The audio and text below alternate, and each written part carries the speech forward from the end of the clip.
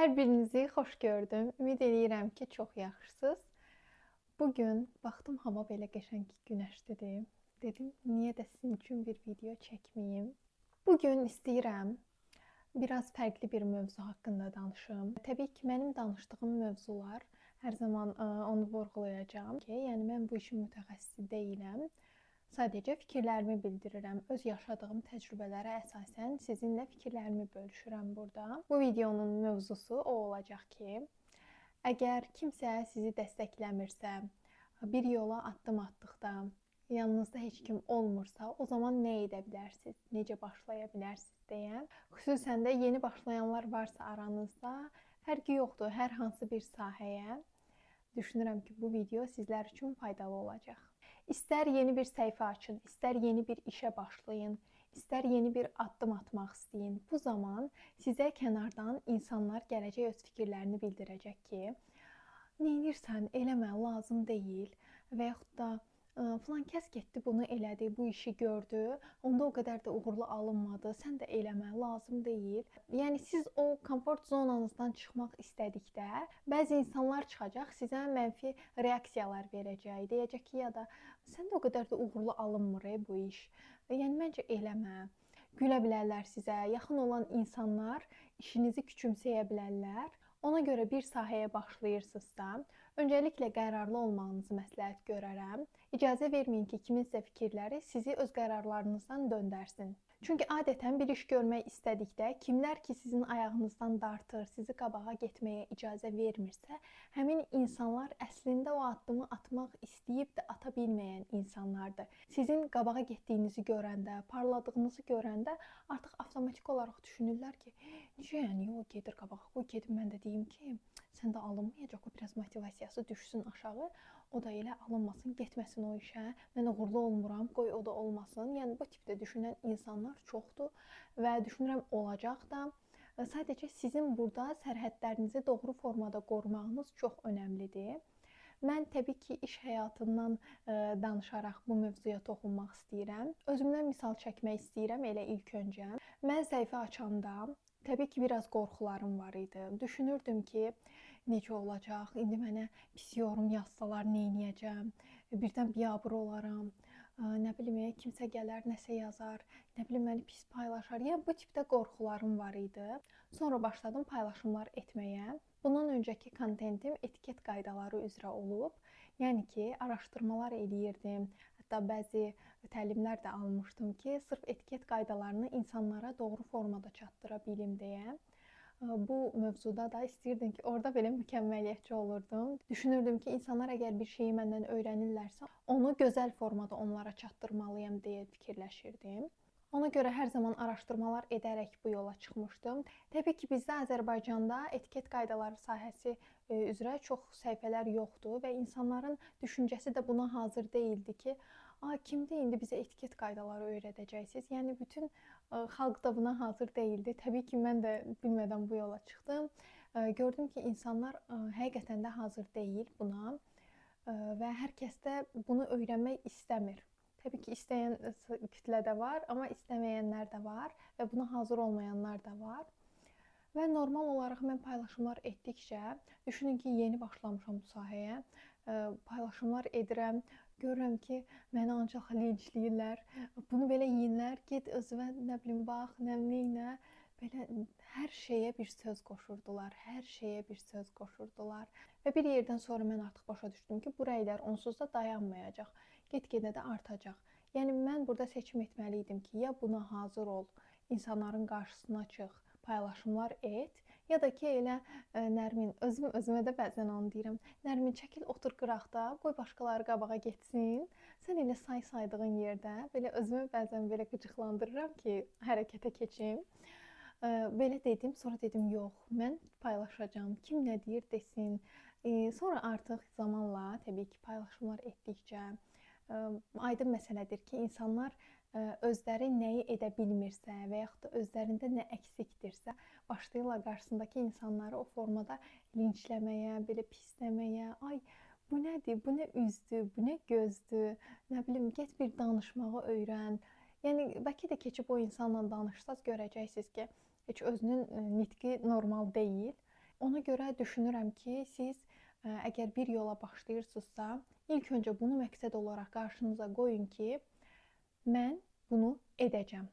Kim nə deyirsə desin, hər kəsin fikri özünə görədir. Hər kəs bir fikir bildirdikdə, rəy bildirdikdə özünə görə bildirir. Bu yola çıxanda məsuliyyəti öz üstünüzə götürün ki, mən bu yola çıxıramsa, öz yaxşılığım üçün, öz xeyrim üçün çıxıram. Yəni hər kəs hər şey deyə bilər. Sonra mənə deyirdilər ki, neynirsən etiket qaydaları çəkib, bizimkilər ağıllanan deyil. Yəni həqiqətən belə deyirdilər. Neynirsən çəkib, güya ki öyrənəcəklər. Nə bilim belə olacaq, elə olacaq. Başladılar. Təbii ki, o insanlar hal-hazırda mənim həyatımda yoxdur.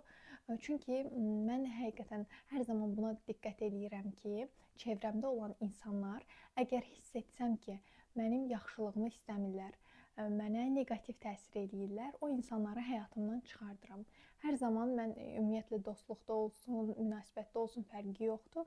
Hər zaman buna diqqət edirəm ki, qoyulan hörmət qarşılıqlı şəkildə olmalıdır. Yəni məsələn, biz dostluqlarda əgər o balansı qoruya bilmiriksə, bir yerdən sonra o dostluq belə bir zəncirdirsə, o qırılmağa başlayır. Buna görə düşünürəm ki, qoyulan hörmət də qarşılıqlı formada olmalıdır. Yəni toksik bir dostluq münasibətiniz varsa, fərqi yoxdur, belə münasibətiniz varsa, o bir yerdən sonra siz özünüz də istəməyəcəksiniz onu. Çünki görəcəksiniz ki, sizin ətrafınızda olan insanlar necədirsə, siz də başlayırsınız o formada olmağa. Sizin ətrafınızdakı insanlar ancaq qeybət etməyi sevirsə, nə bilim belə dursun kimisə arxasıca danışsın, onun pisliyini eləsin, bunun pisliyini eləsin. Bir müddət sonra görəcəksiniz ki, siz özünüz də o tip insanlara dönüşməyə başlayırsınız. Ona görə mütləq ki, buna diqqət edin. Çevrənizdə sizi daim irəli aparan, sizin uğurunuza sevinən insanları saxlayın. Sözünüzdə hər zaman deyin. Nəyi bəyənməsəz mütləq ki, dilinizə gətirin, deyin. Yox deməyi bacarın. Yenə mövzu başqa yerlərə getdi, amma mən ümumi olaraq ağlıma fikirlər gəldikcə mütləq onu sizlərlə bölüşəcəm ki, belə keçməyim. Həqiqətən istəyirəm ki, buradan sizə maksimum fayda ötürə bilim. Ümid edirəm ki, hər zaman qarşınıza sizi dəstəkləyən insanlar çıxar. Amma işdə birdən həyatınızda elə bir insan yoxdursa belə və yaxud da o insan sizin həyatınıza çıxmırsa, elə düşünməyin ki, indi mən nə edəcəm, mənə kim dəstək verəcək, necə olacaq, necə başlayacağam, bu fikirlərlə boğulub qalmayın bir yerdə. Aydın şəkildə başa düşün ki, əgər bugün siz məsəl üçün bir addım atmaq istəyirsiniz və onun məsuliyyətini başqa insanların üstünə yıxırsınızsa, məsəl üçün mən bu işi görəcəm, amma bir dənə filan kəs də bunu eləsin, mən ondan sonra başlayacağam. İnanın ki, siz günü günə satacaqsınız. Yəni bugün başlamasaz, sabah olacaq digər gün, o biri gün. Yəni ona görə hal-hazırda əgər bir məqsədiniz varsa, o məqsədiniz üçün bir addım atmağa başlayın. Mən məsləhət görərdim. Yəni oturub gözləməyin ki, kimsə gələcək, sizi yerinizdən qaldıracaq və deyəcək ki, gəl, bu sənin işindir, bunu et, belə elə, yaxşı olacaq hər şey. Yəni belə oturub gözləməyin. Çünki siz uşaq deyilsiniz. Yəni biz normalda bir uşağa deyirik ki, ay uşaq, gəl otur yemək ye. Ay uşaq, gəl əynini dəyiş. Normalda yəni uşaqlara bunu deyirik. Amma siz oturub gözləsəz ki, kimsə gəlsin mənə onu desin, mən ondan sonra eləyəcəm. Bu artıq normal bir düşüncə deyil. Siz orada özünüzə dönün, baxın ki, mən niyə belə düşünürəm? Yəni mən uşağam? Yox. Mən yetişkin bir insanam, düzdür? O zaman bu məsuliyyəti öz üstümə alıb gedib bu işi görməliyəm. Deyək ki, özünüz üçün bir addım atmaq istəyirsiniz və heç kim sizi dəstəkləmir. Demir ki, get, biz sənin yanındayıq, arxandayıq, yaxşı olacaq hər şey demirsə, başa düşün ki, hər zaman sizi dəstəkləyən biriləri inşallah ki, olar həyatınızda, amma yoxdursa belə buna görə pis olmayın. Çünki ən böyük dəstəkçiniz elə siz olmalısınız. Çalışın, mən belə düşünürəm, həyatda heç kimə görə planlarınızı qurmayın. Yəni, məsəl üçün, nəyi demək istəyirəm burada? Məsələn, ümumi böyük planlardan nəzərdə tuturam, yəni kiçik günlük planlardan yox.